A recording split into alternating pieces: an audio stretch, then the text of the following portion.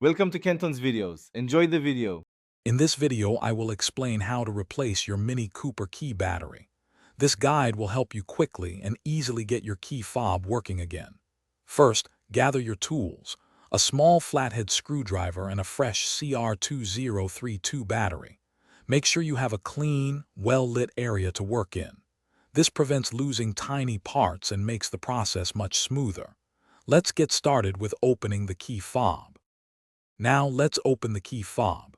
Look for a small slot or seam, usually on the side or bottom edge of the fob.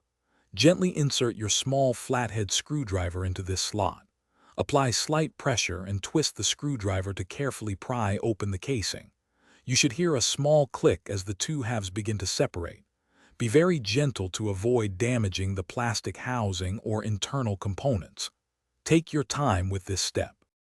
With the key fob open, you'll see the old CR2032 battery.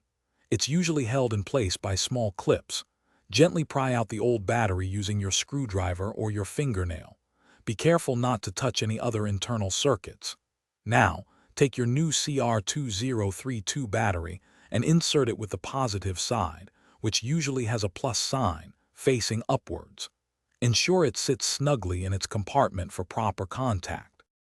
Finally, let's reassemble your key fob. Carefully align the two halves of the casing.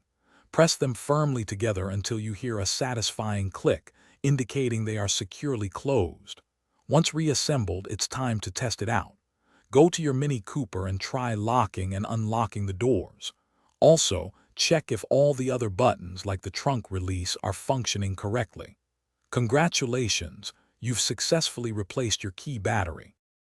Thanks for watching. Consider subscribing if we helped you.